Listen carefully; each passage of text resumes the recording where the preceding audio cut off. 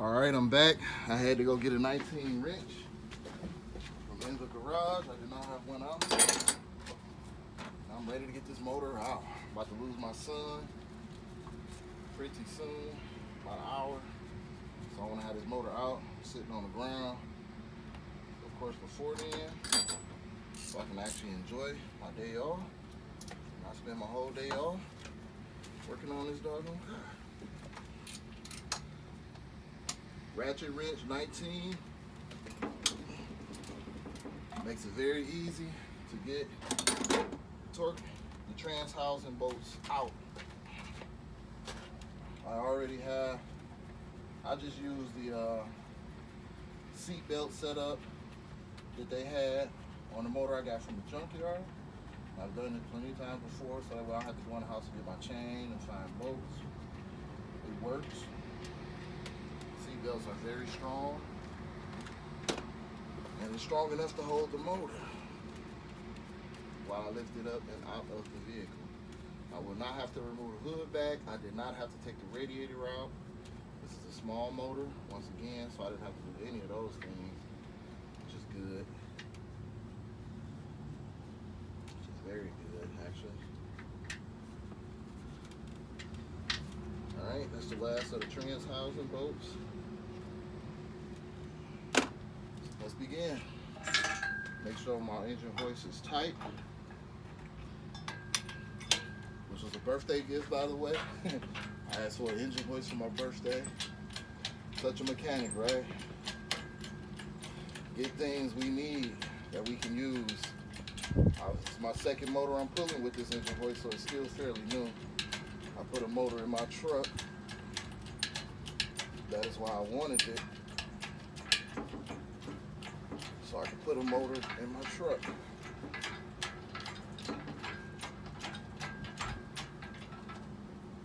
It's coming up, and I can see now that it's starting to separate. What you always want to do is just wiggle it a little bit. It has dowel pins in it that seats it in place. I wiggled it.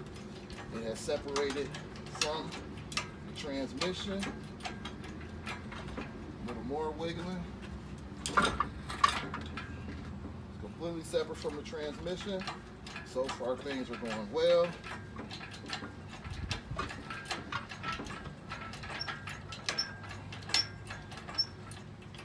Like a hose is hanging up over here. AC hose. Just holding on to the motor a little bit. I don't want that to happen. Push it on up and out the way. Double check. Make sure no wires are in the way or attached or blocking progress or anything crazy like that. You want to make sure of that. I pretty much stripped the motor down while it was in the vehicle instead of while it was out to make this process very quick coming out instead of having so much connected. I'm not sure if I'm going to keep this motor. This motor did run. It only had about 75,000 miles on it, which is amazing that they had created a head problem with such low mileage. So I may keep this motor just to have it as a backup motor for her. Because looking at this car, I mean, hopefully she can have this car for years to come. Good 5 years of running or longer, or it doesn't get passed down to one of her sisters or something like that. That is the goal. Utilize as long as we possibly can. That is the goal. She is the oldest, so she really does have sisters coming behind her that will need a vehicle.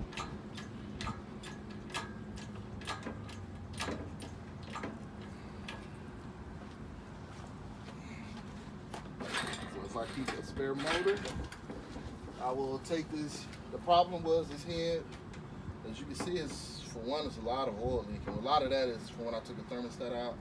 It was leaking a lot of oil real bad over here on this side. And inside of the number 4 spark plug, it was also leaking real bad. Like I said, I didn't want to chance it, take it to the shop, or even try to do it myself, which I am very capable of doing, have done plenty of times, to take the head off. Take the head off. You gotta deal with the timing belt, you gotta deal with the water pump, which you replaced on this engine, and take it to a machine shop, cams, exhaust cam, intake cam, and see if the head is cracked. If the head was cracked, then that's an even longer wait, because now we have to track down the head. That whole time the car is just sitting. And who knows how long that would have been. I don't have many connections down here in Dallas like I do in Detroit, where I know I can a lot easier get a good head. So I told her, hey, just replace it. $500 to replace the motor isn't a bad price at all. And worst case, I can take this head off, take it to a machine shop and see if the head is any good. If it's any good, get it reconditioned, new head gasket, torque it down, clean it up. And this is a good 75,000 mile motor. Anything happen to the junkyard motor, I can have this as a backup, take my time building it, and it'd be a good, efficient running engine. Because she was driving this every day, so it does run. Just leaks oil bad out the head, and it run hot. She only has to travel, her job is right down the street, less than 5 miles, and her school is just a little bit further from her job, so she had to travel no more than 10 miles to 15 miles a day back and forth to school. So that short amount of miles is what kept it rolling. There you have it, guys. Motor is completely out of the vehicle. I will be installing a new motor tomorrow.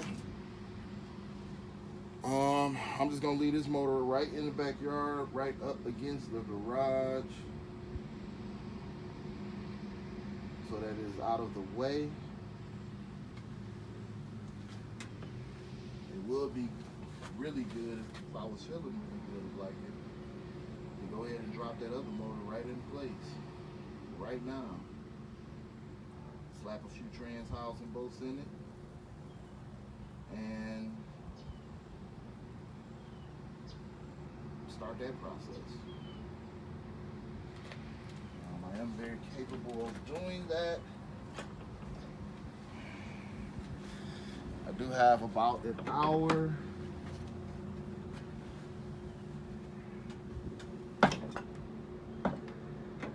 and I'm very much so considering that. Very much so considering that. That'll give me a great head start for tomorrow. Even if I just got it lined up, got maybe 2 trans housing bolts in it, that'll be great. That'll be like a super great. That would mean that I could very much so complete the motor by tomorrow. But I do want to change the valve cover gaskets on the motor. She still will have to get oil, antifreeze.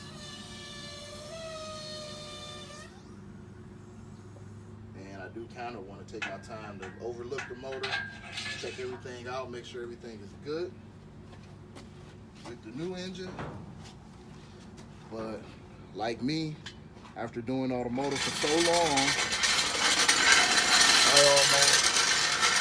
I always feel it's best to get the motor before you invest too much money into it, other than the oil pan gasket, which is usually the most difficult thing to put on the vehicle. Get the motor, slap it in as quick as possible. That way you know what you got before you start changing valve cover and tune-up and all of those different kinds of things. You want to make sure the motor deserves that. Sometimes that motor don't deserve that treatment, and you did all of that, and the motor becomes a disappointment because it still doesn't run. And guess what? You got to give it back to the fucking junkyard.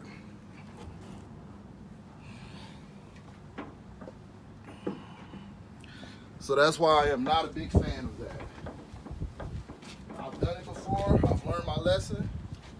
So a lot of times what I like to do is get the motor and quickly as possible, put the motor in the vehicle. Yes, you're gonna have to add oil to it, things like that. This Velcro gasket don't look that bad. They just installed it bad. They installed it on here first with glassy glue instead of putting it on the inside of the valve cover like it was meant to go. So I may reuse this. I just might, because that engine definitely needs it. Leaking oil pretty bad. That's enough talking. Let's go ahead and drop this motor on the ground. This is where it's going to be. No matter if it get rained on or anything at this point.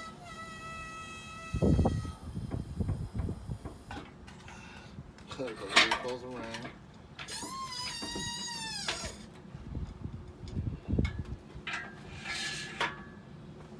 And there you go. Motor is out of the vehicle. I could call it a day from here. I got maybe about an hour daylight left. Maybe a little longer, maybe an hour and a half. Right, come on. Clip.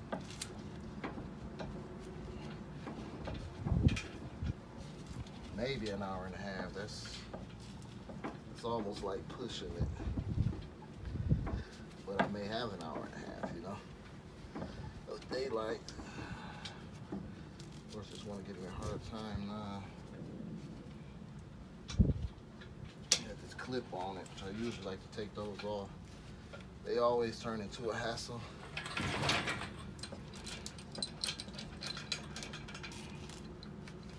There we go. Pull this on out the way.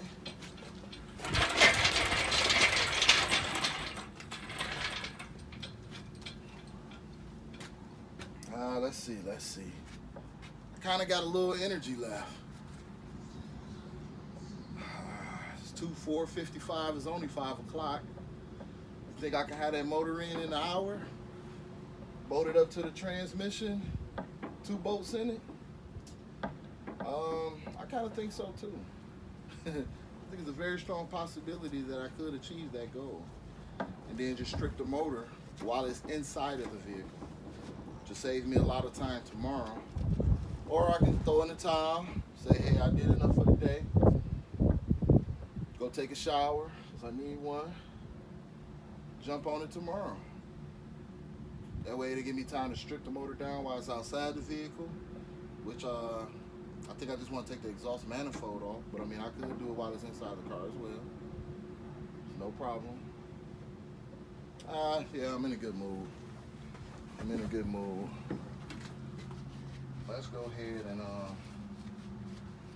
and start dropping on in, man. Make use of today. It'll be a very productive day. I can go ahead and snatch the motor, pull this one out. And this is about, I'm not sure what time I started on this. I want to say I woke up about almost 3 o'clock, so like I said, it's right around 3.5 hours to complete pull out. Usually, almost always, the install goes a lot quicker than the pull out, so that's always something to keep in mind. The install almost always goes quicker than the actual pull out, which is always good. So I'm gonna see how I feel about this, because I did want to check the timing on it and different things like that.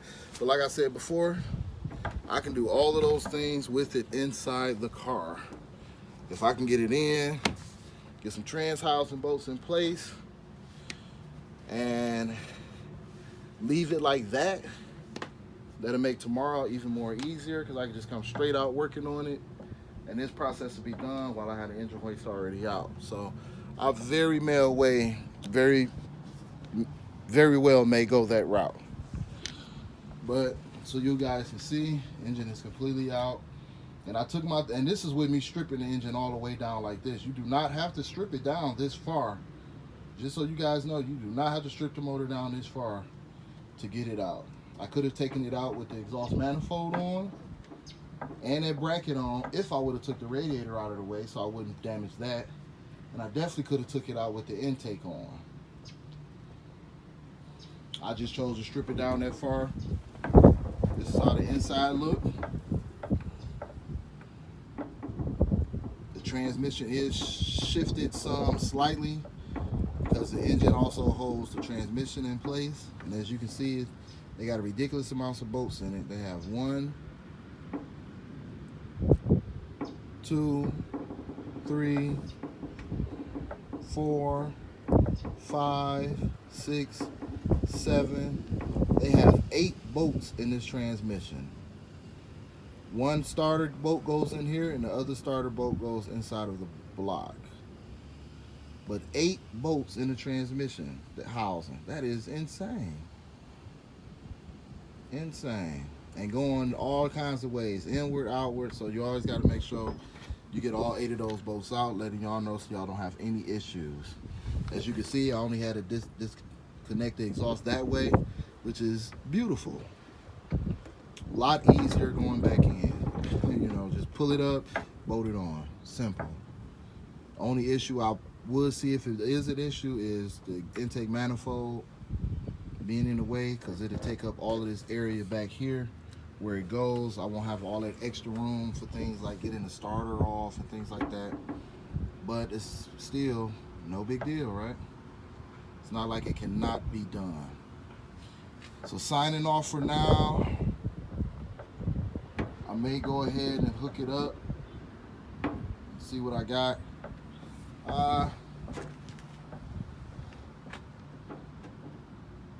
I guess I can do that now. Motor just sitting over there looking like, go ahead and put me in. Make your tomorrow easier. 'Cause I don't know if it's gonna rain or what. That'll slow down progress if it does rain tomorrow. But so far so good. That is motor removal.